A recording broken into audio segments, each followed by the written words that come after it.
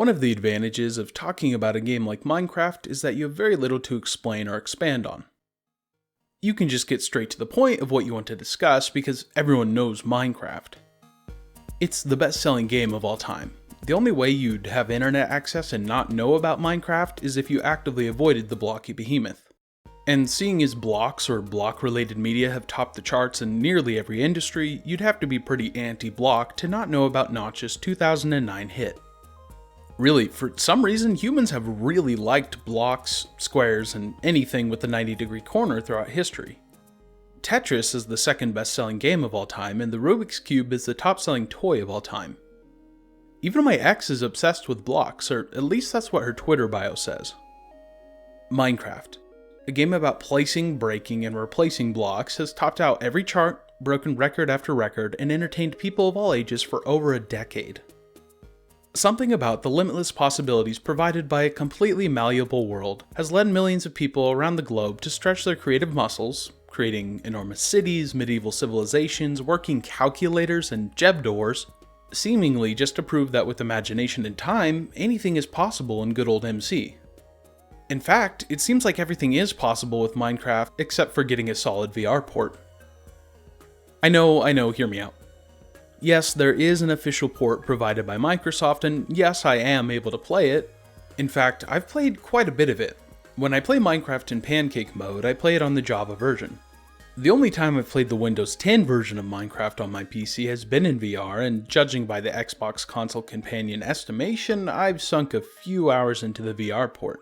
Granted, at least a quarter of that playtime belongs to the time spent on Xbox with my friends back in school, but that leaves over 3 days of my life spent in the virtual blocky paradise that is Minecraft VR.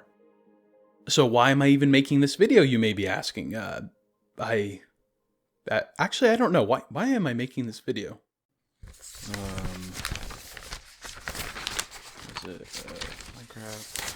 Minecraft does VR. Oh, right. Because the little attention Microsoft happened to throw one of their flagship franchises adds up to a bare minimum port to only one portion of the VR market, and not even the entirety of that ecosystem. The only official support you'll find for Minecraft VR is through Oculus' store, which is all fine and dandy if you're like me, an owner of an Oculus headset. But there's a problem. Well, actually a few. Oculus released the Quest line of headsets in May of 2019. The headset went on to sell over $150 million worth of games and apps on Facebook's behalf since its release, and the Quest 2 has seen projections of over 3 million units to be sold by the end of 2021's fiscal year. All of this attention and a native Minecraft port for the Quest has only been teased. On top of there only being official support for the Oculus Rift CV1 and S, the application that you download in the Oculus Store isn't even the full game. You still need to download the game through the Windows 10 Store, which might irk some of those who like to stick to their favorite publishing platforms. Let's get real for a second. The amount of game launchers needed to play games on PC nowadays is rivaled only by the amount of streaming services needed to catch your favorite shows. But that's a topic for another day. VR owners with one of the many headsets not controlled by Facebook are forced to seek out the satisfaction for their blocky itch through the modding community. Which isn't surprising considering the fact that most VR games nowadays need to be modded into a playable state before you can enjoy them. I'm looking at you, Todd.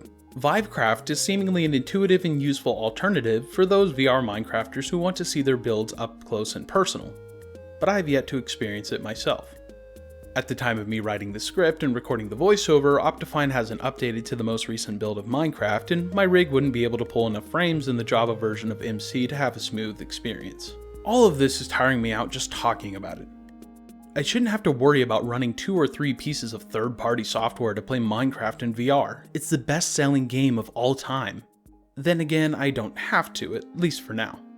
When I upgrade out of Facebook's VR ecosystem eventually, I will have to worry about these things, but for now, I'll focus on what I can actually experience. And ladies and germs, what I have access to isn't exactly top-notch.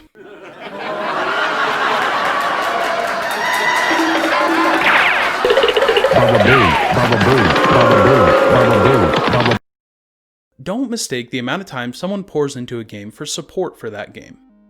I have over 1,600 hours in Rust, but that doesn't mean I'm itching to recommend it to everyone that'll listen to my rants, unlike my attitude towards VR. Really, I have to give serious props to my friends for putting up with me touting VR as the beautiful creation it is, but you'll never hear me recommend Rust, despite the ridiculous amount of hours I have in the game. I just can't subject my friends to hours sitting in a queue for a busy server just to spawn on the beach to a gaggle of 10-year-olds cyberbullying you for daring to wake up. In that same vein, I love Minecraft and have spent a good portion of my life breaking blocks and placing blocks in one way or another. Since junior high, I've built world after world with friends and without, and a majority of my time spent in Minecraft since my sophomore year of college has been in VR. But despite the time I've invested into Minecraft's VR port, I just can't recommend it to others. There are two main ways to categorize VR games. There are games that were made before VR became a thing and eventually received a port into 3D space, and there are games that have been built from the ground up with VR in mind. Boneworks, Half-Life Alyx, Blade and Sorcery, these games come to mind when thinking about games that were made to be experienced in VR from the get-go. Every aspect of those games were worked on tirelessly to feel right in VR. And then there's the VR ports. Now, hear me out, I love some VR ports. Skyrim VR, No Man's Sky VR, The Forest's VR port, these are all games that existed before the advent of VR, and they all benefited from a port into virtual space. The quality of the ports vary from one side of the spectrum to the other, but at the end of the day, playing these games in VR gives a new and invigorating experience compared to their flat-screen twins.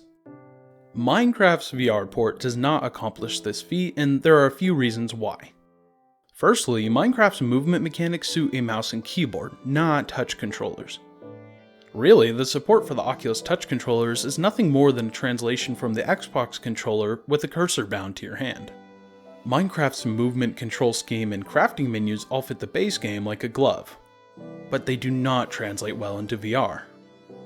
To Microsoft's credit, there are different movement schemes to be found with varying levels of comfort for VR players who might not have their VR legs yet. On paper, this sounds great, until you actually try to change the settings. There are typically two types of smooth locomotion in VR games. The first smooth locomotion offered by most VR titles is HMD or head-based movement. This means that you move in the direction that your headset is pointed. If you want to look right while you walk forward, you simply hold left on your controller to make up for the change in direction afforded by your head. I personally find head-based movement to be the more natural and comfortable form of continuous movement, but I understand that others prefer the second most popular form of continuous movement based on controller orientation. This form of movement is good for those who like to point the controller where they mean to go, which feels like walking an invisible dog at times. The problem I've encountered with this movement method, however, is that it keeps you from using your arms and hands and walking in the direction you desire. In a medium where constant movement from your hands is the norm, it seems dumb to tie movement to the orientation of those flailing limbs, but to each their own. The movement options afforded to the player in Minecraft's VR port are lacking. The words on the screen say there's an option for HMD-based movement, but a quick exit from the menu shows that this is not the case. This alone isn't necessarily a deal breaker, really. I can learn new control schemes regardless of how jarring and nonsensical they may be. My main issue with this port's control scheme is found in the crafting menu. First of all, whose bright idea was it to place the button to open your inventory right next to the button that rips you out of your blocky surroundings into an admittedly charming virtual living room? I'll get to this function in a bit here, I actually have nothing but praise for its existence. But first I want to focus on the decision to make the window that pops up for your inventory clip through the world. In my experience, the only way to consistently see your whole inventory or crafting menu is to stand on a perfectly flat plane, or stand on a hill and face out into an expanse. In a game based around exploring underground and running around in player-made homes, this becomes cumbersome, and eventually too frustrating to keep playing on. The worst thing about this issue with the inventory, it hasn't always been like this. Back when I poured hundreds of hours into this game, opening the crafting menu and inventory brought you into a faux 3D environment, which was a little jarring, but it was usable. Now, the game is difficult to play without constantly finding the most open area of the cave you're exploring, and downright impossible to play at times.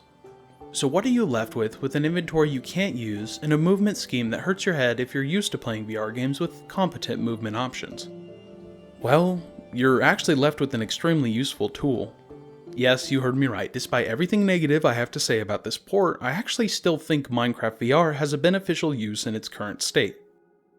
It takes a bit of mental gymnastics, but if you look at Minecraft VR as less of a game and more of a tool for viewing your creations in a convincing 3D environment, then you can justify its existence in its current state.